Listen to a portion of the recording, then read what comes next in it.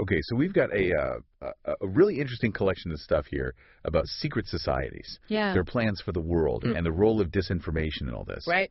We've got articles, we've got recordings, titles like Yeah. A Look into the Secret Societies and the Vision for Our World, Being, Diet Aware, Deep State, White Hats, and QAnon Bullshit, Build Back Better, The Great Reset. Wow, that's a lot. It's a lot, right? Yeah. It's a whole lot There to unpack. to unpack. So let's dive right in. Yeah, let's do it. What I found fascinating Okay.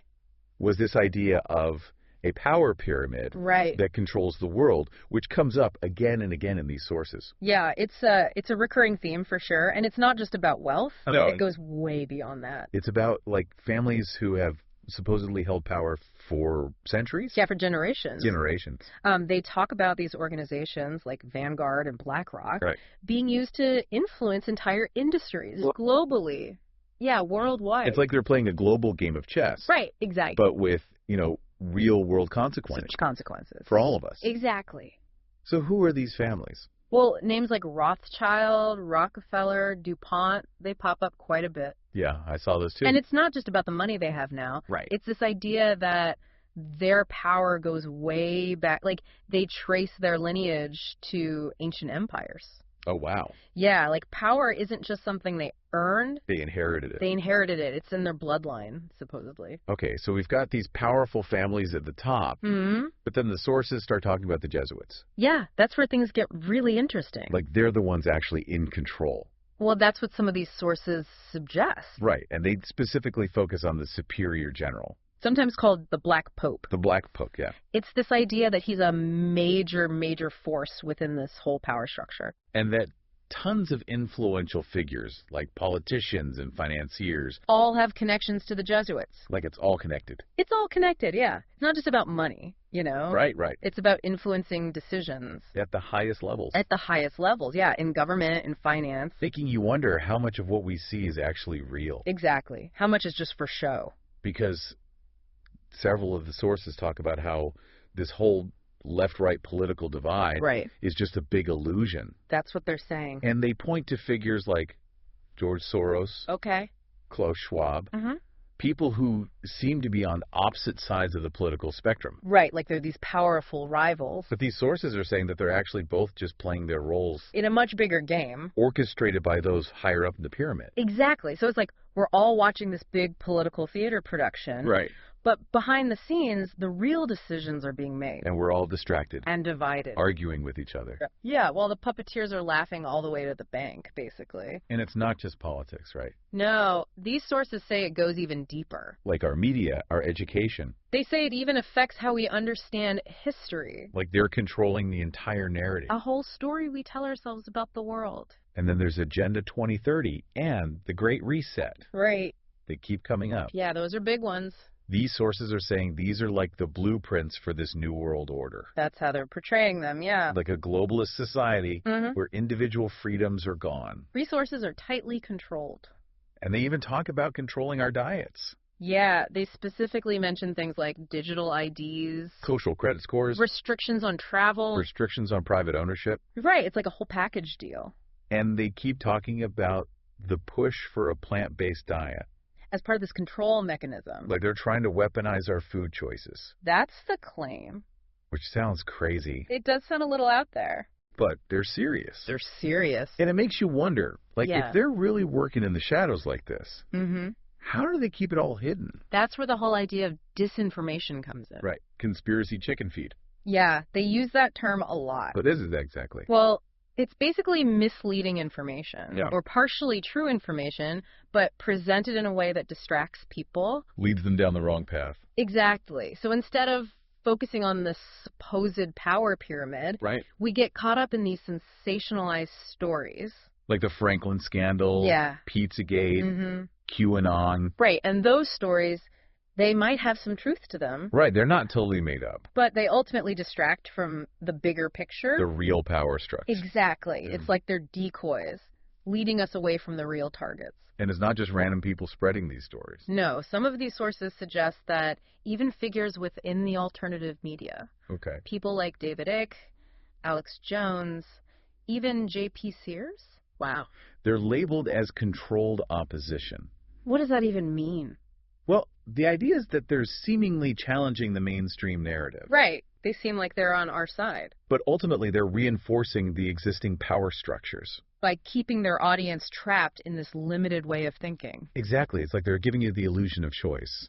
But all the options lead back to the same place. To the same destination. Yeah, making you question everything. It really does make you wonder who you can trust. And then there's this whole thing about the Jewish question. Yeah, that's a sensitive topic. It is. And a complex one. But it comes up in several sources. It does. They talk about the overrepresentation of Jewish individuals in banking and finance. Which is often used as evidence to support these claims of a Jewish conspiracy. Right. But these sources are saying that's a distraction. It's a red herring. Exactly. Mm-hmm. They argue that focusing on the Jewish aspect is intended to deflect attention from the real power brokers. The ones at the very top. The ones pulling the strings behind the scenes. So it's a form of scapegoating. That's what they're suggesting. Shifting the blame away from the real culprits. And keeping us divided.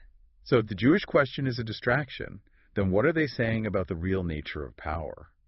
Well, they paint a pretty bleak picture. Okay. They suggest that individual health is under attack. What do you mean? They're claiming that our food and healthcare systems are being weaponized against us. Give me an example. Well, they point to this push for a plant-based diet, suggesting it's not just about sustainability, right, but about weakening the population. Making us more susceptible to control. Exactly. And they're not just talking about food. No, they also raise concerns about vaccines. Like they contain something harmful. They suggest they might contain nanotechnology. Nanotechnology. For tracking and control. So it's like this multi-pronged attack. That's how they're framing it, yeah. Targeting our bodies and minds. Through the food we eat, the information we consume, even the health care we receive. It's a pretty terrifying picture they're painting. It is. And it makes you wonder, yeah, what can we do about it? Well, that's a question we'll explore in the next part of our deep dive. Stay tuned, folks, because this rabbit hole is about to get even deeper. Much deeper. Welcome back to the deep dive. Where we're, trying to make sense of all this talk about secret agendas, right, disinformation, and a world that might not be what it seems. Oh, we laid out the framework. Yeah, this idea of a hidden power structure, right? Yeah, this idea that they're controlling everything. Controlling our finances, our food choices. Our lives, basically. But the question is, if they're right, what can we do about it? Right, because it's easy to feel overwhelmed by all this information. Totally. Like we're just stuck in this system. Yeah, like there's no escape. But a lot of your sources emphasize that the first step is awareness. Okay, so knowledge is power. Even in the face of all this manipulation. That's what they're saying, yeah. Interesting. Like, once you start questioning the narratives you've been fed, you can start to reclaim your agency. Make more informed choices. Exactly. But it's like, congratulations, you've taken the red pill. Right. Now good luck figuring out what to do next. Exactly. So where do we even begin? Right. Well, they offer some practical starting points. Okay. A lot of them suggest focusing on these fundamental areas. Like what? Like understanding the nature of money, the role of the media, and the true power structures shaping our world. So it's like a crash course. Yeah. In critical thinking, economics, media literacy. All rolled into one. Wow. They recommend exploring alternative economic models. Okay. Researching independent media sources. Right. Exposing yourself to diverse perspectives. So basically, break free from the mainstream narrative. That's the idea. And develop a more nuanced understanding of how the world works. Exactly. But there's so much information out there. Right. How do we even know which sources to trust? That's a good question. And that's where discernment and critical thinking become crucial. Okay, so it's not just about absorbing information. No. It's about evaluating it. Exactly. Your sources stress the importance of questioning the motives of those presenting the information. Okay. Cross-referencing sources. Right. Looking for patterns and inconsistencies. So you're like an information detective. Yeah, that's a good way to put it. Sifting through the evidence. Connecting the dots. To form your own conclusions. Become an active participant. Rather than a passive consumer. Okay, I get that. But what about action? Like knowledge without action is just more knowledge. Exactly. And they do offer a range of suggestions for action. Okay, like what? Well, everything from individual acts of resistance to collective movements.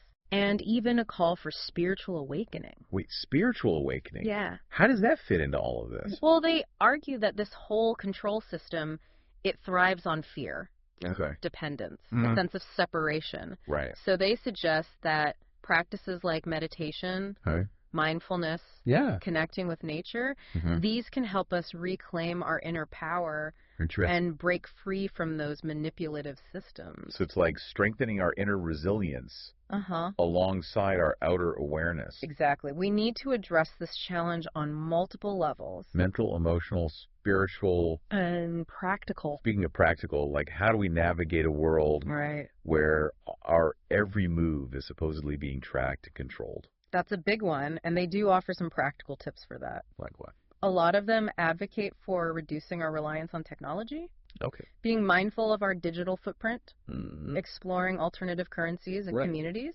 So are they saying we should all go off the grid and live in yurts? Not necessarily, no. Okay. It's more about finding a balance. Good, Like okay. using technology consciously, Mm-hmm. building resilient communities that support each other, Yeah. creating systems outside the mainstream framework. So it's about finding ways to live outside the system, Yeah, even while we're still operating within it. precisely. Okay. And they argue that the more we can reclaim our autonomy, Yeah. the less power these systems have over us. So it's a multi-pronged approach, right? Yeah, it is. Education, Mhm. critical thinking, Mhm. spiritual awareness, Right. and practical action. It's a lot. It sounds like a lot of work. It can be. Yeah. But they emphasize that it's a journey, not a destination. Okay, so baby steps are okay. Absolutely. Start wherever you are. Mm-hmm. Focus on what resonates with you. Okay, good. Yeah. Because I got to be honest, even though I find this stuff fascinating, Uh-huh. I'm not sure I'm ready to, ditch my smartphone Right. and move to a commune. They acknowledge that not everyone will be at the same stage of awareness Right. or willing to take the same level of action. Okay. So just focus on small, manageable steps. Okay, so like what? Give me an example. Well, it could be something as simple as questioning the news you read, Okay. being more mindful of your online activity, Right. or supporting local businesses. Yeah, okay. Every step counts. But there's still this part of me that worries that Yeah. no matter what we do, they'll always be one step ahead. That's a valid concern. Yeah. And your sources do address that. Okay. But they also remind us that these systems, even if they exist as they describe, Mm-hmm. they're ultimately dependent on our compliance. So if enough people stop playing the game, Yeah. the game falls apart. That's the theory. Interesting. They argue that the more people wake up, Right. withdraw their consent, Mm. create alternative systems. The weaker these control mechanisms become. Exactly. So it's like a battle for consciousness, Uh-huh. a battle for the hearts and minds of humanity. That's a powerful way to put it. It is, right? And in the end, they suggest it's a battle worth fighting Yeah. for our freedom, our health, our future. We've gone from secret societies to a full-blown existential crisis. It's the nature of the deep dive. It is, isn't it? We're not just exploring information. Right. We're questioning the very fabric of reality. And sometimes that reality turns out to be a lot stranger than we ever imagined. It can be, but it's also incredibly empowering. How so? Because once you see the game, you can choose to play it differently. Or not play at all. Exactly. Walk away from the game altogether. That's the goal, right? I think so. To create a world where we're no longer pawns, Right. but free and sovereign beings. Right. Creating a reality that aligns with our values. That's a vision worth striving for. But I think we've reached the bottom of this rabbit hole for now. We have. We've covered a lot of ground. It's a lot to digest. It is. Welcome back, everyone, for the final part of our deep dive. We've been through a lot, haven't we? Secret societies, hidden agendas, like the possibility that everything we think we know is an illusion. It's kind of mind-blowing. It is. We've explored some really challenging ideas from your sources, really examining how power might operate on a global scale. So let's step back for a second. We've seen the framework, but like, what's the big picture here? Well, the central message seems to be this idea that there's this hidden power structure, right? Okay. And they're pulling the strings, shaping our world. And it's not just about money or resources, right? No, it goes way beyond that. It's like they want to control our lives, our thoughts, how we see reality. That's what they're suggesting. And they point to specific organizations Like the UN, the World Economic Forum, Agenda 2030. the Great Reset. All of these are seen as tools to advance their agenda. So they're painting a picture of a future where Like individual freedoms are gone. Dissent is silence. We're all just cogs in a machine. Controlled by those at the top. And the scary thing is, they say they're disguising it all as progress. Yeah, they talk about sustainability, inclusivity, global cooperation. But underneath it all, it's about control. Conforming. Making everyone think and act the same way. Obedient to those in power. And to do that, they use disinformation. Right. To keep us distracted, keep us divided. Exactly. That's where the whole conspiracy chicken feed comes in. Those sensationalized stories. Right. They might have a grain of truth. But they lead us down the wrong path. They keep us chasing shadows, arguing amongst ourselves. While the real power play is happening behind the scenes. It's like a magic trick. Yeah. Distracting you with one hand while the other hand's doing the real work. And it's not just, random people spreading these stories. No, they suggest it's happening on multiple levels. Like where? In the media, in education, even within alternative media spaces. It makes you wonder if you can trust anything anymore. It really does. But they do offer some hope, right? They do. They emphasize the importance of individual awareness. Okay. Critical thinking. So by understanding their tactics, we can break free. That's the idea, yeah. It's about taking responsibility for the information we consume. Questioning everything. Seeking out different perspectives. Not just blindly accepting what we're told. Becoming active participants in shaping our own reality. Exactly. Not just, passive recipients of someone else's narrative. And it's not just about intellectual awareness either. Okay, what else? They talk about personal responsibility. Right. Self-sufficiency. Taking control of our health. Reducing our reliance on technology. Building communities. Exploring alternative economic models. So, it's about creating systems outside of the mainstream framework. Reclaiming our autonomy. In a world that's, trying to limit it. Exactly. A huge task. It is. But they say it's a battle worth fighting. For our freedom, our health, our future. And it starts with each of us. That's right. So, where do you stand on all of this? What resonated with you? What are you going to do with this information? We've gone from secret societies to, questioning the fabric of reality. It's been quite a journey. It has. But this deep dive wasn't just about uncovering conspiracies. It was about empowering you. To think critically, to question what you've been told, and to take control of your own path. Keep questioning, keep exploring, and keep diving deeper. You never know what you might discover. AI Review, Quick Start: The World Playbook as We Know It by Joachim Bartoll. Joachim Bartoll's Worldview FAQ. What is the New World Order and who is behind it? The New World Order is a term used to describe the goal of a one-world government controlled by a small group of elite families. According to Joachim Bartoll, these families originate from the Babylonian/Roman Empire and operate through secret societies like the Jesuits, Freemasons, and the Illuminati. They exert control over governments, financial institutions, media, and other powerful entities. Bartoll claims that these families' vision is outlined in documents like Agenda 21 and Agenda 2030, aiming to control every aspect of human life, including resources, finances, and personal freedoms. How do these elite families maintain control? Bartoll argues that these families maintain control through a system of deception, division, and manipulation. They use techniques like world stage politics, orchestrating political theater through controlled opposition and fabricated conflicts, example left versus right paradigm, to distract the masses and maintain a sense of control. Media propaganda, controlling the narrative through mainstream and even alternative media outlets to spread disinformation, promote specific agendas, and silence dissenting voices. Financial system, creating a rigged system based on debt and fiat currency that allows them to control the global economy, manipulate markets, and extract wealth from the population. Psychological operations, using psyops and fabricated events to condition the public's thinking, normalize certain behaviors, and create a climate of fear and obedience. Controlled opposition, utilizing seemingly oppositional figures and movements to distract from the true power structure and channel dissent into controlled narratives. What is the role of the Jesuits in this power structure? Bartoll emphasizes the Jesuit order's role as the primary orchestrators of the New World Order. He claims they operate from the shadows, pulling the strings of global events through their control over key institutions, including governments and banking.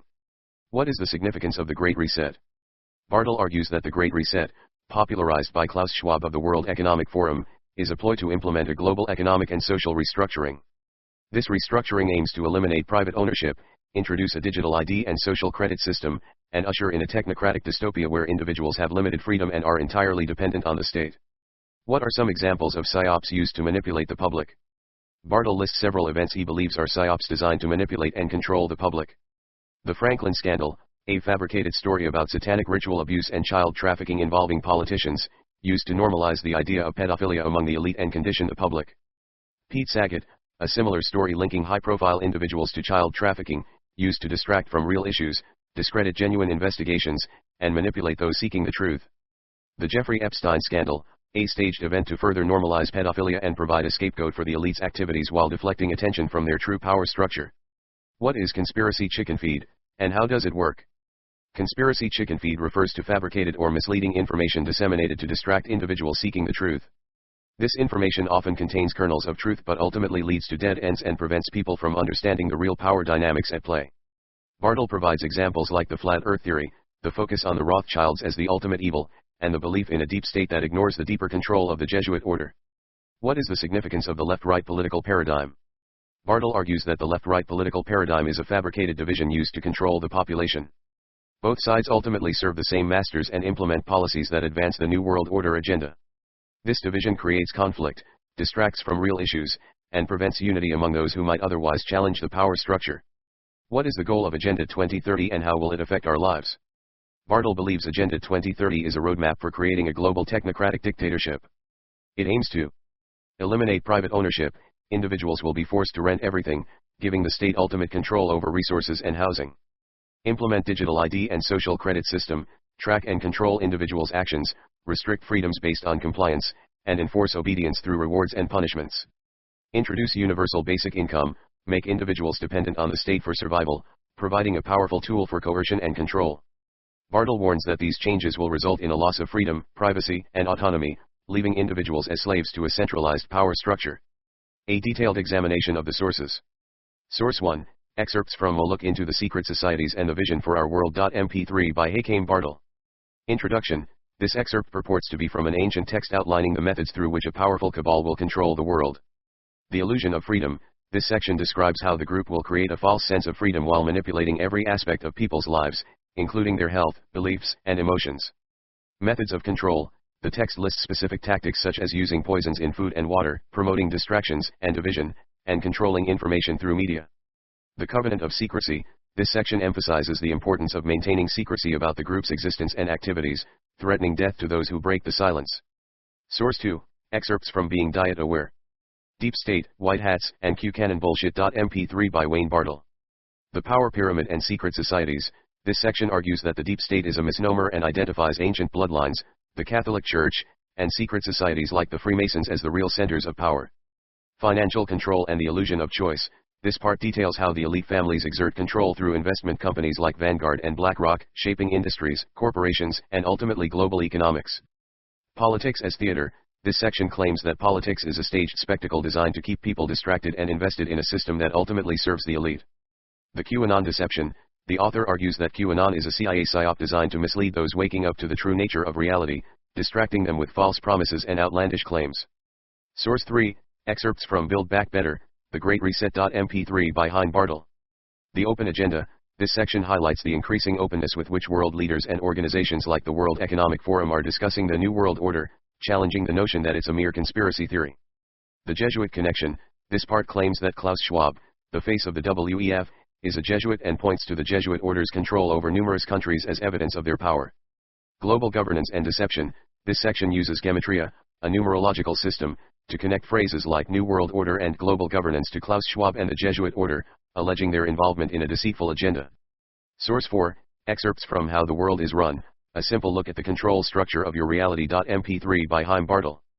The Pyramid of Power. This section compares the world's power structure to a hierarchical corporation, placing ancient bloodlines at the top, controlling secret societies and organizations like the Committee of 300, and influencing governments and corporations through their financial power. The Vatican and Jesuit influence.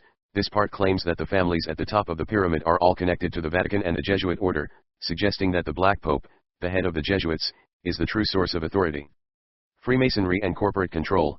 The text alleges that Freemasons and members of other secret societies occupy key positions within governments and corporations, ensuring the elite's agenda is carried out at all levels of society.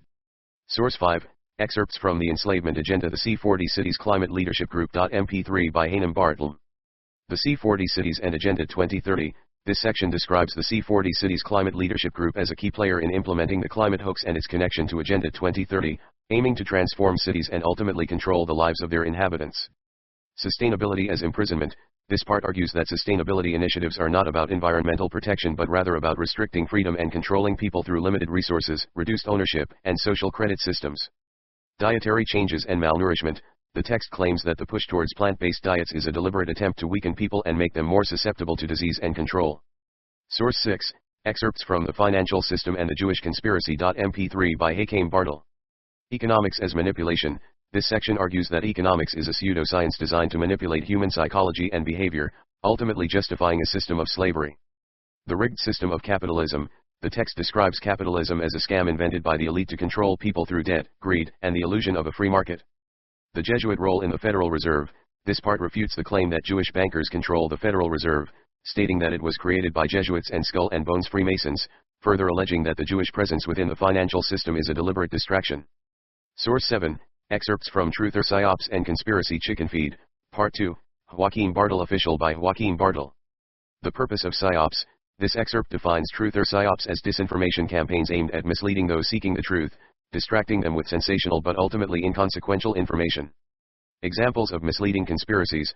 The text analyzes several examples of psyops, including the Franklin scandal, George Soros as a mastermind villain, the Great Reset, Jeffrey Epstein, and the Black Book of his alleged connections, arguing that these narratives are designed to distract from more important truths. Source 8. Excerpts from UN and WEF Partnership from June 13. MP3 by Joachim Bartoll. Note: this source is an incomplete excerpt and lacks sufficient content to create a summary. Source 9. Excerpts from What Exactly is Agenda 2030, The Great Reset, The New World Order. MP3 by Joachim Bartoll. Agenda 2030, A Vision of Enslavement. This section describes the key elements of Agenda 2030, including digital IDs, social credit systems, a one-world currency, and universal basic income, arguing that these measures will lead to a dystopian future of total control and surveillance. Examples of control mechanisms. The text provides specific examples of how these control mechanisms will be implemented, impacting daily life, travel, access to services, and even personal freedoms like pet ownership. Swedish implementation. This part claims that Agenda 2030 has already been implemented in Sweden through a secretive process, suggesting that similar covert implementations are underway in other countries. Source 10. Excerpts from World Stage Politics 101, Left, Right, and the Green Agenda, Part 1, Joachim Bartoll. Official by Joachim Bartoll. Politics as Theater. This section argues that the political system is a staged illusion designed to distract people from the true power structures and keep them invested in a system that ultimately serves the elite. The origins and tactics of the left wing. The text traces the historical development of the left wing, claiming that it was created by the ruling elite to promote a globalist agenda and undermine traditional values through strategies like cultural Marxism, political correctness, and identity politics. The evolution of left-wing propaganda. This part details how left-wing propaganda has evolved over time, using pop culture, sexual liberation, and movements like the civil rights movement to shape societal norms and control the narrative. FAQ. Decoding the global control system. 1. What is the New World Order and is it real? The New World Order is not a conspiracy theory. It is a publicly acknowledged plan by global elites to implement a one-world government with a centralized economic system, digital IDs, social credit scores, and limited personal freedoms. This agenda is being advanced through organizations like the United Nations and the World Economic Forum, often disguised behind buzzwords like sustainability and Build Back Better. 2. Who are the real people in power, and how do they control the world? The true power lies with ancient bloodlines originating from the Babylonian/Roman Empire, often referred to as the Black Nobility or Papal bloodlines. These families wield immense wealth and control through investment companies like Vanguard and BlackRock, which own shares in virtually every major corporation globally. They exert influence through a hierarchical structure involving secret societies like the Jesuit Order and Freemasons, culminating in public-facing organizations like the UN and WEF. 3. What is the role of the Jesuit Order in all of this? The Jesuit Order is a powerful force within the Catholic Church with a history of political influence. Many key figures in global finance and politics are Jesuit-educated or have direct ties to the order. The Superior General of the Jesuits, also known as the Black Pope, is believed to hold significant sway within this power structure. 4. Why are Jews often portrayed as masterminds behind these conspiracies? The overrepresentation of Jews in the financial system and banking industry is often used to promote the idea of a Jewish conspiracy. However, this is a deliberate distraction tactic employed by controlled opposition to shield the true power structure. Jewish individuals in these positions are placed there as puppets, ultimately serving the interests of the elite families and the Jesuit order. 5. How do psychological operations and controlled opposition work to keep people unaware? Psychological operations, psyops, use disinformation and manipulation to influence public perception and behavior. Controlled opposition involves using seemingly independent voices to promote controlled narratives that divert attention from the real agenda. Examples include promoting the QAnon movement, the deep state narrative, and focusing on individuals like George Soros and Klaus Schwab as scapegoats. 6. What is the significance of the C40 Cities Climate Leadership Group? The C40 Cities Climate Leadership Group is an organization of megacities working to implement the climate change agenda. This involves drastic restrictions on individual freedoms, including limitations on travel, meat consumption, private vehicle ownership, and promoting the concept of 15-minute cities where citizens are confined to a small radius. 7. What are digital IDs and social credit scores, and why are they dangerous? Digital IDs are being introduced as a means of total control over individual identity. They contain personal information, financial details, and health records, all linked to a central database. Social credit scores are a point-based system used to monitor and punish behavior deemed unfavorable by the state. Together, these tools represent a system of complete surveillance and social engineering. 8. What can people do to resist this agenda? Resisting this agenda requires waking up to the deception and refusing to participate in their system. This includes rejecting digital IDs, boycotting corporations complicit in the agenda, exposing the truth to others, and reclaiming our inherent freedoms as human beings. We must understand that they need our compliance to succeed, and withdrawing that consent is our most powerful weapon. What are the primary methods and tactics that Joachim Bartoll claims are used to manipulate and control information in society? Joachim Bartoll argues that the control of information in society is achieved through a combination of psychological operations, controlled opposition, and the strategic use of chicken feed, which is useless or misleading information designed to distract and confuse those seeking the truth. Psychological operations and controlled opposition. Bartoll claims that those in power use psychological operations, psyops, to manipulate public perception and behavior. This can include using propaganda, disinformation, and fear to shape public opinion and achieve desired outcomes. He argues that psyops often employ controlled opposition, which involves using individuals or groups that appear to be challenging the established narrative but are actually working to reinforce it. These individuals or groups may present alternative viewpoints or critiques that seem credible but ultimately serve to distract from more important truths. Bartoll identifies several examples of alleged psyops that he believes have been used to manipulate public perception, including the Franklin scandal. This 1988 scandal involved allegations of a child prostitution ring in Washington, D.C., and Bartoll believes it was a disinformation campaign designed to condition the public to accept the idea of satanic ritual abuse and pedophilia among the elite. The portrayal of George Soros as a mastermind villain. Bartoll argues that the focus on Soros as a major funder of liberal causes is a distraction from the true power structures and serves to reinforce the illusion of a left-right political divide. The Great Reset and the portrayal of Klaus Schwab as an evil mastermind. Bartoll claims that the focus on Schwab and the World Economic Forum, WEF, as the driving forces behind a globalist agenda is a distraction from more fundamental issues, such as the alleged hoax of viruses and contagious diseases. The Jeffrey Epstein scandal. Bartoll views the Epstein case as a psyop designed to normalize and desensitize the public to the idea of pedophilia among the elite. Conspiracy chicken feed. Bartoll uses the term chicken feed to describe the useless and misleading information that is often presented as truth in conspiracy circles. He argues that this information serves to keep people distracted and preoccupied with trivial matters while the real agenda is being implemented. He provides several examples of alleged chicken feed, including 5G technology. While Bartoll acknowledges potential health concerns associated with 5G, he believes that the focus on this technology is often a distraction from more significant issues. This information was mentioned in Part 1 of Bartoll's series on conspiracy chicken feed, which is linked within the sources. Adrenochrome. Bartoll dismisses claims about the harvesting of adrenochrome from children as a distraction and fear-mongering tactic. This information was also mentioned in Part 1 of Bartoll's series on conspiracy chicken feed. The Bilderberg Group. Bartoll considers the focus on the Bilderberg Group to be a distraction from the true centers of power. Again, this was mentioned in Part 1. The Deep State. Bartoll argues that the concept of the deep state is a vague and unhelpful term that obscures the true power structures. This is yet another piece of information from Part 1. Flat Earth theories. Bartoll views flat Earth theories as a complete distraction and waste of time. As with the other examples, this one was mentioned in Part 1. Claims about the Federal Reserve being controlled by a Jewish cabal. Bartoll argues that this is a fabricated conspiracy designed to distract from the true origins and control of the Federal Reserve. Focus on specific Jewish families, such as the Rothschilds and Warburgs, as masterminds behind a global financial system. Bartoll believes that this focus is a deliberate distraction tactic designed to shield the true power structures, which he associates with the Vatican and the Jesuit order. Bartoll argues that by understanding the tactics of psychological operations, controlled opposition, and conspiracy chicken feed, individuals can better discern the truth and avoid being manipulated by those in power. He encourages readers to think critically about the information they consume and to seek out alternative sources of information that challenge the mainstream narrative. How does Joachim Bartoll categorize and frame conspiracy theories, and what role does he believe they play in the wider socio-political landscape? Joachim Bartoll believes that certain conspiracy theories are actually psychological operations, psyops, intended to mislead those seeking the truth.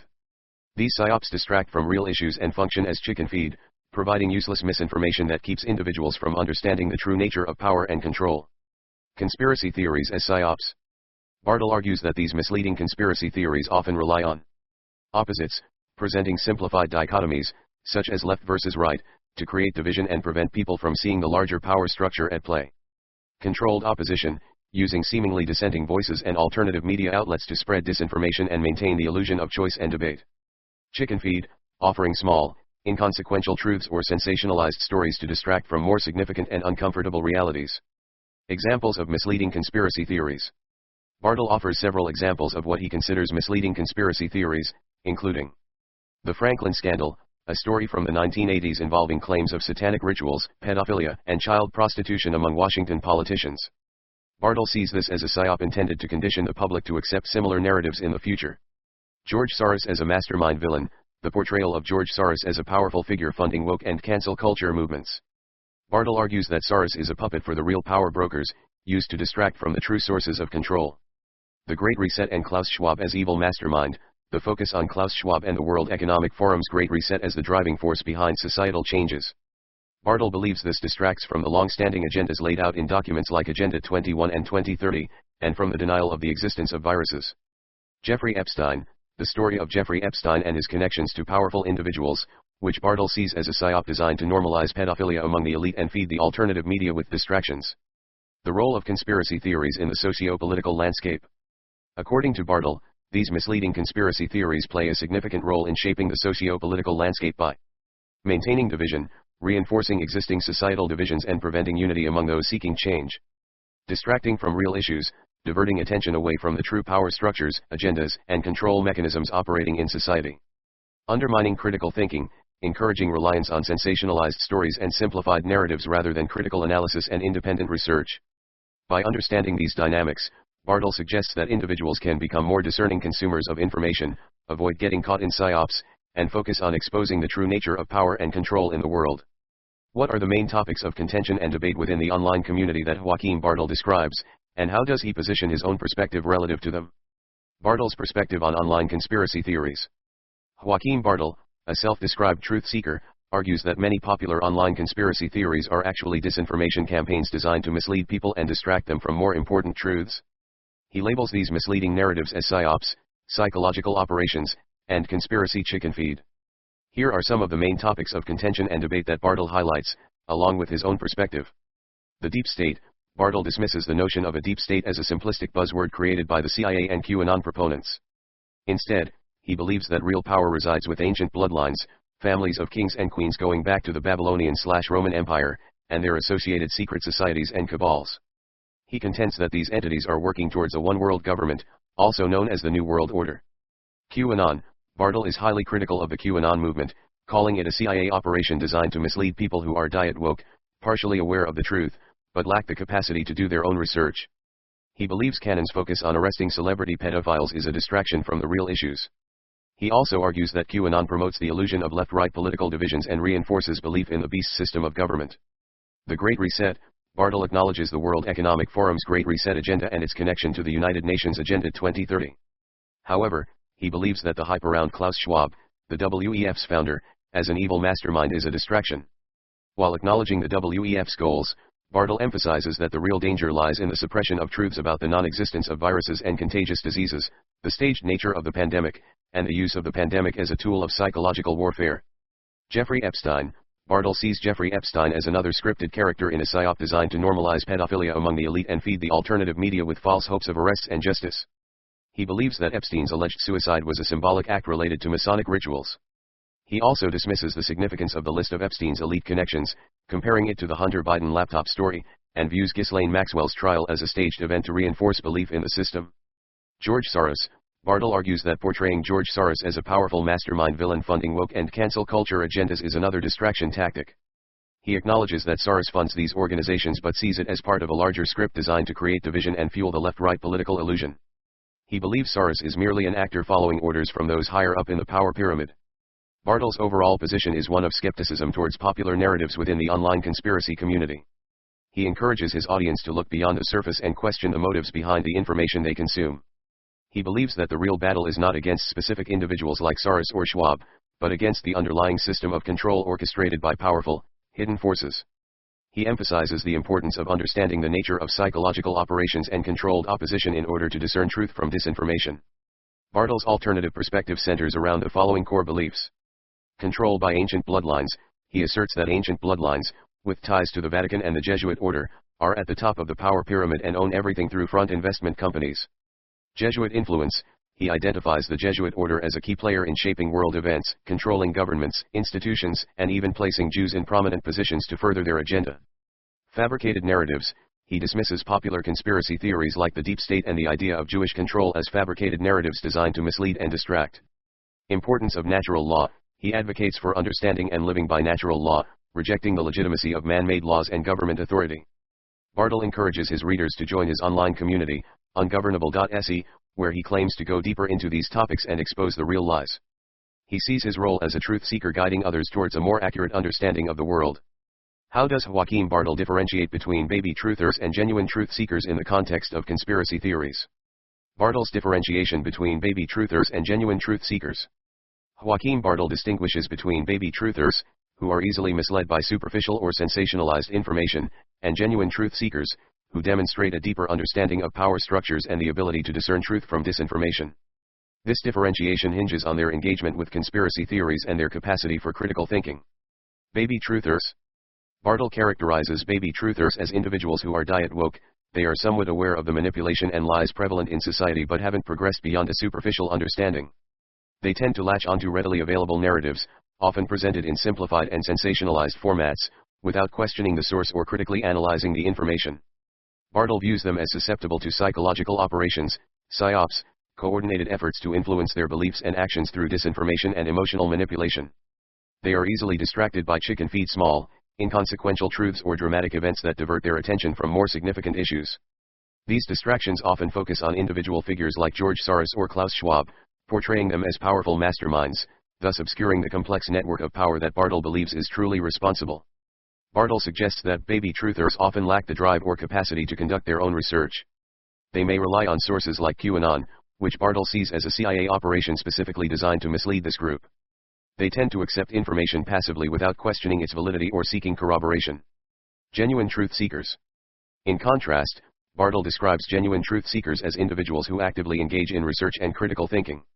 They go beyond surface-level explanations and seek to understand the underlying structures of power and control. They are skeptical of mainstream narratives and alternative media sources alike, recognizing that both can be used for manipulation. They are aware of controlled opposition and the deliberate use of opposites to create division and prevent meaningful change. Genuine truth seekers, according to Bartoll, are committed to uncovering and exposing the real lies, such as the denial of natural law, the fabricated nature of viruses and contagious diseases, and the staged events that shape public perception. Bartoll himself identifies as a truth seeker at heart, an observer of the occult, know your enemy, and with a contact network all over our world. He presents himself as someone who has moved beyond the limitations of baby truthers and encourages others to follow his path. He invites individuals who are interested in delving deeper to join his online community, ungovernable.se, where he promises more in-depth discussions and analysis. By highlighting the distinction between baby truthers and genuine truth seekers, Bartoll seeks to emphasize the importance of critical thinking, independent research, and a willingness to question prevailing narratives, including those presented within the conspiracy community itself.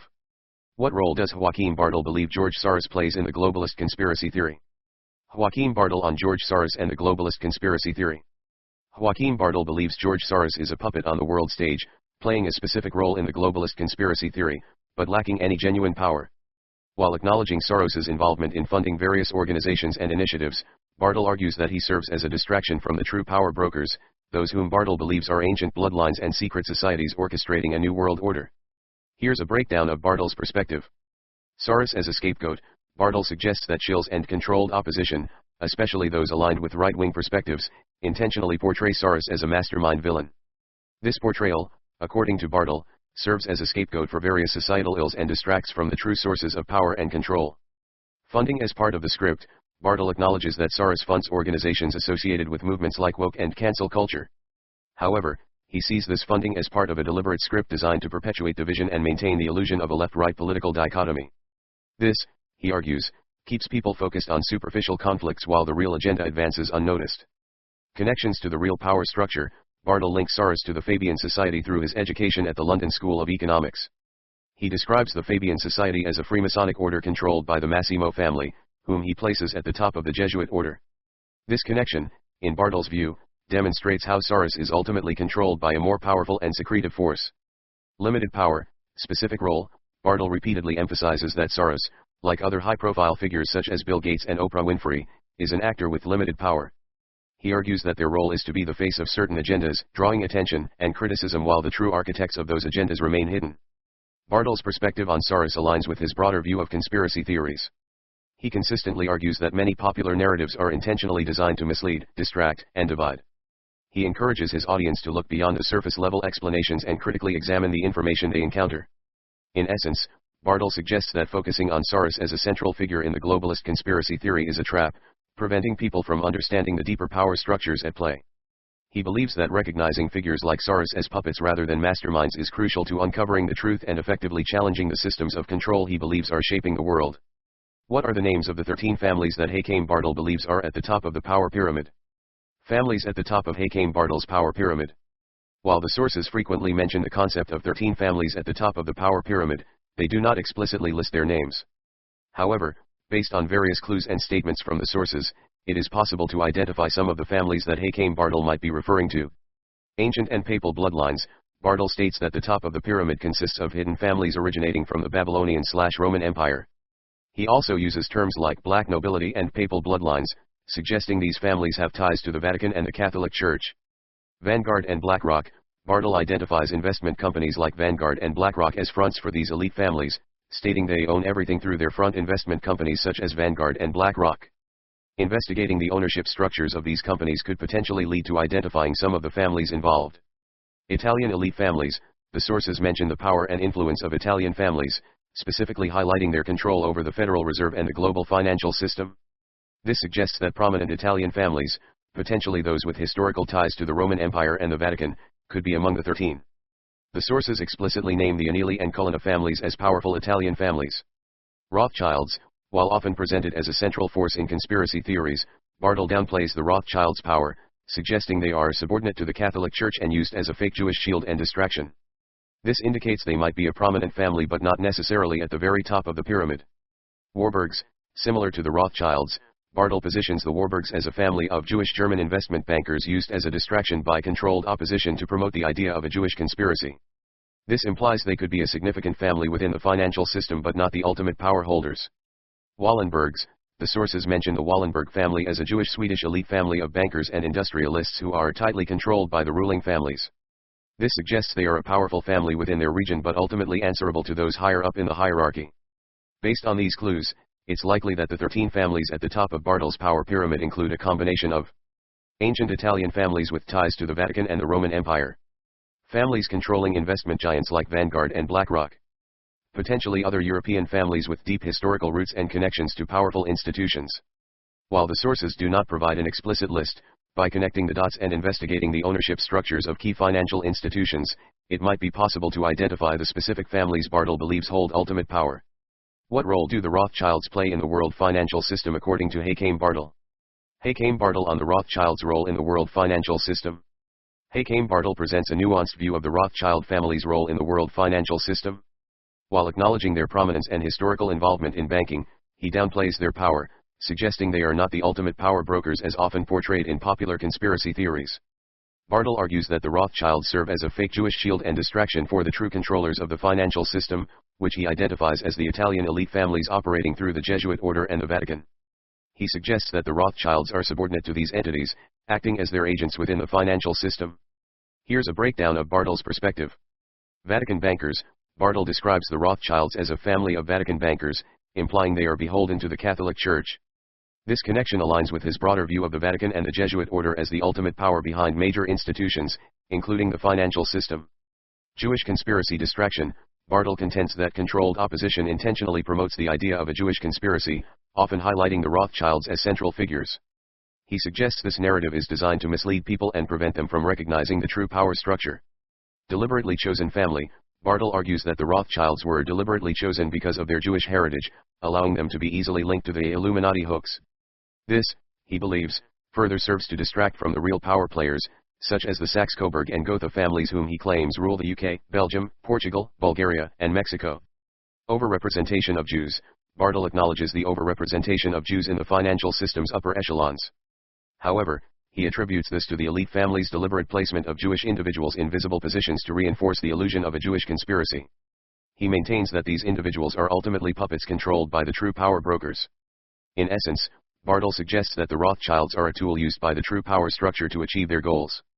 They are a prominent family within the financial system, but their role is primarily that of a facade, a distraction, and a means to advance a predetermined agenda. By challenging the prevailing narrative of the Rothschilds as all-powerful masterminds, Bartoll encourages his audience to critically examine the evidence and consider alternative interpretations of the financial system's control structure. He suggests that understanding the Rothschilds' role as a fake Jewish shield is crucial to uncovering the true nature of power and control within the world financial system. According to Joachim Bartoll, who controls the Federal Reserve and how? Control of the Federal Reserve. According to Joachim Bartoll, Joachim Bartoll contends that the Federal Reserve, despite being a U.S. institution, is ultimately controlled by Italian elite families who exert their influence through the Jesuit order. He dismisses the popular conspiracy theory of Jewish cabal control, particularly the Rothschild narrative, labeling it as disinformation designed to distract from the true power structure. Here's a breakdown of Bartoll's argument, drawing upon evidence from the sources. Jesuit orchestration. Bartoll emphasizes the Jesuit order's central role in establishing the Federal Reserve. He cites the involvement of Jesuits Joseph Tumulty and Paul Warburg in its creation in 1913. He further notes that Skull and Bones Freemason members, including individuals like Beer J. Henry Davidson and George L. Harrison, were also involved, suggesting a connection between the Federal Reserve's creation and secret societies. This aligns with Bartoll's broader assertion that the Jesuit order operates through various fronts, including secret societies, to exert control over global institutions. Italian elite control. Bartoll specifically points to Italian elite families as the ultimate controllers of the Federal Reserve. While he doesn't explicitly name these families in this context, his other writings, as discussed in our conversation history, suggest that families like the Agnelli and Colonna could be among them. This assertion links the Federal Reserve's control to the historical power of the Roman Empire and the Vatican, both of which Bartoll frequently connects to the current global power structure. Dismissal of Rothschild narrative. Bartoll directly challenges the popular conspiracy theory of Rothschild control over the Federal Reserve, calling it a fabricated conspiracy and controlled opposition. He argues that this narrative serves as a distraction from the true power brokers, the Italian elite families operating through the Jesuit order. This dismissal reinforces his contention that the Jewish conspiracy narrative is a carefully crafted illusion to divert attention from the real power structure. Mechanism of control. Bartoll doesn't delve into the specific mechanisms by which Italian elite families control the Federal Reserve through the Jesuit order. However, his writings suggest a combination of influence, infiltration, and strategic placement of individuals in key positions. Bartoll's perspective on the Federal Reserve's control aligns with his broader thesis of a hierarchical power structure with ancient bloodlines, the Vatican, and the Jesuit order at the apex. He argues that this power structure operates through various fronts, including secret societies, corporations, and financial institutions like the Federal Reserve, to shape global events and manipulate the world financial system. He encourages his audience to look beyond the surface-level narratives, such as the Rothschild conspiracy theory, and critically examine the deeper power dynamics at play. What role does the Jesuit order play in the secret societies, according to Joachim Bartoll? The Jesuit order's role in secret societies according to Joachim Bartoll. Joachim Bartoll presents the Jesuit order as a central orchestrator within a complex network of secret societies. He argues that they operate from the shadows, using these societies as instruments to exert control over global institutions and advance their agenda for a new world order. Bartoll emphasizes the Jesuits' strategic use of secret societies as fronts and mechanisms for infiltration. Freemasonry. He describes Freemasonry as originally infiltrated by the Order of the Illuminati, founded by Jesuit priest Adam Weishaupt. Bartoll asserts that Freemasonry was subsequently transformed into an occult order under Jesuit influence and used to infiltrate various institutions, particularly government, police, and military. This infiltration, he argues, allows the Jesuits to exert control over these institutions from behind the scenes. Control through membership. Bartoll contends that membership in secret societies, particularly Freemasonry, is a prerequisite for attaining positions of power within various sectors of society. He argues that individuals cannot rise to powerful positions unless they are in the club, suggesting that secret society membership acts as a gatekeeping mechanism controlled by the Jesuits to ensure their influence within these spheres. Strategic placement of individuals. Bartoll highlights the overrepresentation of Jews in the upper echelons of the financial system and other institutions. He argues that this is a deliberate strategy by the elite families, including the Jesuits, to promote the illusion of a Jewish conspiracy. He suggests that these Jewish individuals are placed in visible positions to act as a shield and distraction, diverting attention from the Jesuits' true role in controlling these institutions. Bartoll also emphasizes the Jesuits' use of secret societies to disseminate disinformation and manage public perception. Controlled opposition. He repeatedly uses the term controlled opposition to describe individuals and groups, often within the alternative media, who promote narratives that ultimately serve the Jesuit agenda. Bartoll suggests that these individuals might be witting or unwitting agents of the Jesuits, disseminating disinformation and leading truth-seekers astray. QAnon as a Jesuit psyop. Bartoll specifically identifies the QAnon movement as a counterintelligence operation created by the CIA and controlled by the Jesuits. He argues that QAnon is designed to mislead those who are diet woke but lack the capacity for deeper research. Bartoll contends that Canon's focus on trusting the plan is a tactic to pacify those who are awakening to the truth, preventing them from taking meaningful action against the Jesuit agenda. Manipulation through symbols and language. Bartoll highlights the Jesuits' use of gematria, a system of assigning numerical values to letters, to embed hidden meanings within their communications and symbolism. He points to examples like the numerical significance of Q and QAnon and the use of the term white hats, derived from Freemasonry, to deceive and manipulate those seeking truth. Bartoll portrays the Jesuit order as masters of deception, manipulation, and infiltration. He argues that they use secret societies as instruments to advance their agenda for a new world order, carefully controlling the flow of information, managing public perception, and placing individuals in strategic positions to maintain their power and influence. He encourages his audience to critically examine the narratives promoted by these secret societies and those associated with them, recognizing the potential for disinformation and manipulation. How does the text define the deep state and what is its relationship with the Jesuit order? Deep state and the Jesuit order, a misleading narrative. The sources, primarily informed by Joachim Bartoll's perspective, challenge the conventional understanding of the deep state and its relationship with the Jesuit order. Bartoll dismisses the notion of a deep state as a simplistic and misleading term, arguing that it obscures the true power dynamics at play. While acknowledging the Jesuit order's pervasive influence, he suggests that focusing on the deep state distracts from the more complex and insidious mechanisms of control employed by the elite families and the Vatican. Here's a breakdown of the source's perspective. Deep state as a misnomer. Bartoll asserts that the term deep state is a silly buzzword coined by the CIA and cards, likely a reference to QAnon followers. He contends that this term was initially used to discredit those seeking to expose the real power brokers and to create a false dichotomy between bureaucrats and those in real power. Bartoll argues that this simplistic framing prevents people from understanding the complex network of individuals, institutions, and ideologies that maintain the existing power structure. Jesuit order as a key player, but not the deep state. While Bartoll acknowledges the Jesuit order's significant role within the global power structure, he does not equate them with the deep state. Instead, he posits a more intricate hierarchy. Ancient bloodlines. At the apex of this hierarchy are 13 families originating from the Babylonian/Roman Empire. These families, according to Bartoll, have amassed unrivaled power and unimaginable wealth through the centuries, controlling major institutions, including the financial system, through their front investment companies like Vanguard and BlackRock. Secret societies as tools. Below these elite families, the Jesuit order operates through a network of secret societies, including the Freemasons, using them as tools for infiltration, control, and disinformation. These societies, Bartoll argues, act as gatekeepers, determining who can access positions of power and influence within various sectors of society. Deep state as a subset.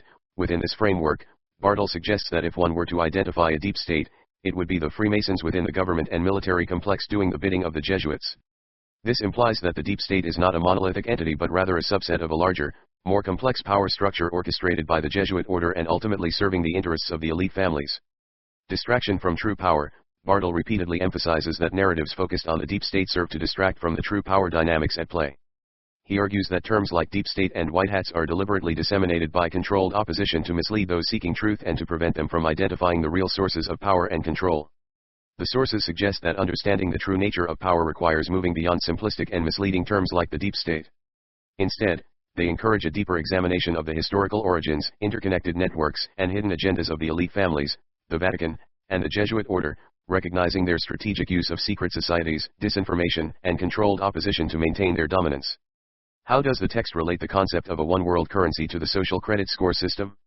One-world currency and the social credit system, tools for total control. The sources, drawing heavily on the writings and lectures of Joachim Bartoll, connect the concepts of a one-world currency and a social credit score system as integral components of the elite's agenda for a totalitarian new world order. These systems, according to the sources, represent tools for ultimate control, enabling the elite families and their agents, including the Jesuit order, to monitor, manipulate, and coerce individuals into compliance with their dictates. One world currency, centralizing economic control. The sources describe the planned one world currency as a digital currency controlled by a single global entity, replacing all existing fiat currencies. This move is framed as a solution to the inherent instability and manipulation within the current economic system. However, the sources argue that this is a deceptive narrative designed to mask the true purpose of the one world currency, absolute economic control. Here's how the sources describe the implications of a one world currency. Total surveillance. A digital one world currency enables the tracking of every transaction, granting the controlling entity unprecedented oversight of individuals' financial activities. This surveillance, according to the sources, eliminates financial privacy and allows for comprehensive monitoring of citizens' economic behavior. Instantaneous financial manipulation. With a one world currency, the controlling entity can instantly manipulate individuals' financial resources. The sources suggest that funds could be frozen or confiscated without due process, based on arbitrary criteria determined by the ruling elite. Coercion and compliance. The sources posit that the one world currency will be used as a tool of coercion, forcing individuals to comply with the elite's agenda. By controlling access to essential goods and services through the digital currency system, the elite can effectively dictate behavior and punish dissent.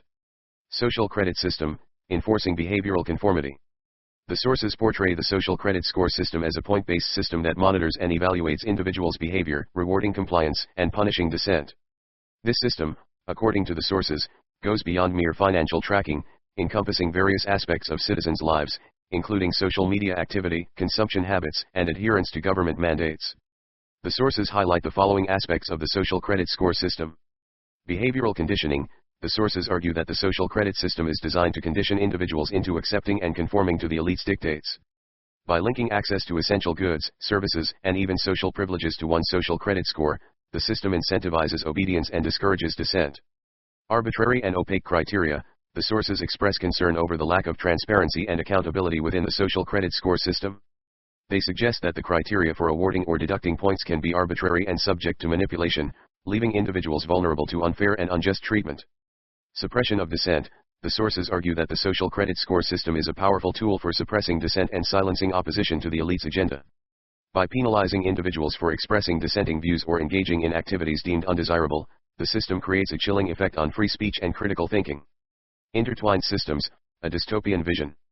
The sources portray the one world currency and the social credit score system as intertwined mechanisms designed to create a totalitarian society where individuals are constantly monitored, controlled, and coerced into compliance. This dystopian vision is characterized by loss of privacy. With all financial transactions and social activities meticulously tracked, the sources argue that individuals will be subjected to unprecedented levels of surveillance and control, eliminating privacy and autonomy. Erosion of freedom. By linking access to essential goods, services, and social privileges to one's social credit score, the sources suggest that individual freedom will be severely curtailed. Citizens will be incentivized to conform to the elite's dictates, fearing the consequences of dissent and non-compliance. Centralized power. The one world currency and the social credit score system concentrate immense power in the hands of the controlling entity, enabling them to manipulate and coerce individuals with ease. The sources warn of the potential for abuse and tyranny when such power is centralized and unchecked. The sources present a stark warning about the implications of these interconnected systems, urging readers to critically examine the narrative surrounding their implementation and to resist the erosion of freedom and individual sovereignty. Here are 60 key takeaways from the provided sources. Secret societies and their vision for the world. 1. Illusion of control. The goal of the secret societies is to create a world where people believe they have control, while in reality, they are being manipulated. This illusion will be so vast that those who see through it will be considered insane. 2. Gradual implementation. Changes will be implemented gradually, a drop at a time, to avoid suspicion and prevent people from seeing the connections between the events. 3. Secrecy and deception. Members of the secret societies are bound by blood and secrecy, and death awaits those who speak out. Their objective is to always remain hidden while carrying out their plan. 4. Control through science and technology. Advanced knowledge of science and technology is used in subtle ways to control and manipulate the population. 5. Poisons and mind control. Soft metals, aging accelerators, and sedatives are used in food, water, and air to weaken and control the population. Poisons are disguised as beneficial products and pushed through media and celebrities. 6. Targeting children. Children are specifically targeted with poisons and mind-altering technology, starting at a young age, to control their minds and steal their future. Point 7. Distraction and materialism. People are distracted with money, material goods, external pleasures, and entertainment to prevent them from connecting with their inner selves and questioning the system. Point 8. Fear and division. Fear is used as a weapon to control the population. Governments and opposing factions are established to create division and keep people fighting amongst themselves. Point 9. Suppression of truth. Any light of truth that emerges is extinguished through ridicule or death. The true nature of reality, including the unity of humanity, is kept hidden. Point 10. Profiting from conflict. Wars and deaths are orchestrated to benefit the secret societies. They profit from the chaos while remaining hidden from view. Point 11. Control over land and resources. The ultimate goal is to seize control of all land, resources, and wealth, enslaving humanity under their rule. Point 12. Debt enslavement. A money system based on debt is used to imprison people and their children in a perpetual cycle of financial servitude. Point 13. Media manipulation. All media outlets are owned and controlled to manipulate the flow of information and shape public opinion. Point 14. Crushing dissent. Any uprising against the secret societies will be ruthlessly crushed. The population is disarmed and left helpless to resist. Point 15. Infiltration and recruitment. Individuals from within the population are recruited to carry out their plans. These recruits are given false promises and indoctrinated into believing in false rites of passage. The deep state and controlled opposition. 16. Beyond the deep state. The concept of a deep state is a distraction, a term coined by the CIA to mislead those seeking truth. The real power lies with ancient bloodlines and their secret societies, not bureaucrats. Point 17. Ancient bloodlines and the New World Order. The true power brokers are families from ancient bloodlines, tracing back to the Babylonian/Roman Empire, operating within secret societies like the cabal, working towards a one-world government, New World Order. Point 18. Power pyramid. The power structure is a pyramid with hidden ancient bloodlines and their shield families at the top, followed by the Black Pope and Jesuit Order, warmongers, religious satanic orders, and billionaires. Point 19. Secret societies and their influence. Organizations like the Committee of 300, Club of Rome, Freemasons, and the Illuminati, infiltrated by the Jesuit Order, hold significant influence within governments, institutions, and corporations. Point 20. Financial control through investment companies. Investment and insurance companies like Vanguard, BlackRock, State Street, and Berkshire Hathaway hold major shares in all industries and companies globally, effectively controlling the world's economy. Point 21. Vanguard's hidden ownership. Vanguard, at the top of the financial pyramid, shields its shareholders, concealing the identities of the true owners, powerful families like the Rothschilds, Rockefellers, and DuPonts. Point 22. Puppet masters. Politicians, including presidents, are puppets controlled by the Jesuit Order through Freemasons, providing the illusion of choice through voting. Point 23. Divide and conquer tactics. The elite utilize divide and conquer tactics to split the population into opposing groups, using issues like racism, politics, climate change, and political correctness to create conflict and distraction. Point 24. QAnon, a CIA psyop. QAnon is a CIA operation designed to mislead those waking up to the truth. It feeds crumbs of truth while promoting trust in the plan and ultimately hindering real action. Point 25. Misleading narratives. QAnon promotes false narratives, such as the coronavirus outbreak being a cover to arrest celebrity pedophiles, to distract from the true agenda of the New World Order. Point 26. Fake heroes and false promises. QAnon uses fake heroes, like Donald Trump and Vladimir Putin, and false promises of mass arrests and executions to keep followers emotionally invested and distracted from reality. Point 27. Labeling dissenters as extremists. QAnon serves as a tool to label anyone questioning the mainstream narrative as a conspiracy theorist, extremist, or mentally ill, further silencing dissent. Point 28. Truth or chicken feed. QAnon drops offer a mix of truth and misinformation, chicken feed, to keep followers hooked while distracting them from the real lies being perpetrated. Point 29. White hats, a Masonic deception. The term white hats originates from Freemasonry, representing high-ranking members. The idea of white hats rescuing children is a deception, mocking those who believe in it. Point 30. Gematria and symbolic language. The elite use gematria, a numerical system of assigning values to letters, to embed symbolism and meaning in their rituals, events, and propaganda. Agenda 2030 and the Enslavement Agenda. 31. The Great Reset, Agenda 2030, and the New World Order. The Great Reset, Agenda 2030, and the New World Order are interconnected agendas openly discussed by global leaders, despite being dismissed as conspiracy theories by the mainstream media. 32. Klaus Schwab and the Jesuit Order. Klaus Schwab, the founder of the World Economic Forum, is a visible face of the Jesuit Order, a powerful organization with significant control over numerous countries. 33. The Black Pope and Jesuit control. The real power within the Jesuit Order lies with the Superior General, known as the Black Pope, who operates from the shadows, pulling the strings of the world stage. 34. Gematria and Jesuit connections. Gematria, a numerical system of assigning values to letters, reveals connections between the Jesuit order, the New World Order, and key figures like Klaus Schwab. 35. Global governance and dishonesty. The push for global governance, often used by figures like Klaus Schwab, is a deceptive tactic, as evidenced by the Gematria connection to dishonesty. 36. Agenda 21, Agenda 2030, and climate hoaxes. UN's Agenda 21 and Agenda 2030, based on pseudoscience, are used to implement climate strategy and sustainability agendas, furthering control over populations. 37. C40 cities, leading the enslavement agenda. The C40 Cities Climate Leadership Group targets large cities to implement restrictive laws and living standards based on climate change hoaxes, setting an example for smaller cities to follow. 38. Controlling megacities. The C40 group comprises 96 of the world's largest cities, impacting a significant portion of the global population and economy, driving changes that ultimately restrict freedom and choice. 39. Cities Race to Zero, a global deception. The Unback Cities Race to Zero campaign expands the C40 agenda to over 1,100 smaller cities, aiming for a zero-carbon world based on the false premise of a carbon crisis. 40. The carbon hoax and control. The carbon dioxide crisis is a manufactured narrative used to justify taxes, control, and ultimately harm, as reducing carbon dioxide would negatively impact plant life and oxygen production. 41. Sustainability, a euphemism for imprisonment. Sustainability is a deceptive term used to mask the true agenda of control and imprisonment, gradually restricting freedoms and choices under the guise of environmentalism. 42. Gradual imprisonment in 15-minute cities. The ultimate goal is to confine populations to 15-minute cities, where everything is within a 15-minute radius, limiting movement and freedom under the guise of convenience and sustainability. 43. Material efficiency and reduced ownership. The agenda includes reducing material consumption and ownership, leading to smaller living spaces, shared housing, limited clothing options, and restricted access to personal vehicles. 44. Social credit system and compliance. A social credit score system will track every action and purchase, rewarding compliance with the agenda and punishing dissent, ultimately controlling behavior through a system of rewards and punishments. 45. Dietary changes and malnourishment. The agenda aims to drastically reduce meat and dairy consumption, promoting a plant-based diet that lacks essential nutrients, ultimately weakening and sickening the population. 46. Travel restrictions and control.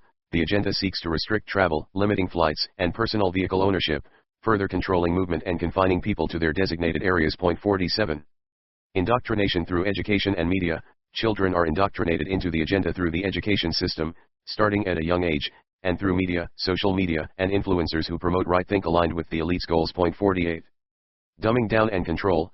The combination of a poor diet, stressful lifestyle, consumerism, and constant media bombardment contributes to the dumbing down of the population, making them more susceptible to control and manipulation. The financial system and Jewish conspiracy misdirection. 49. Economics, manipulation of human psychology. Economics is a tool for manipulating human behavior through understanding and exploiting psychological tendencies, such as mood swings, decision-making, and responses to incentives. 50.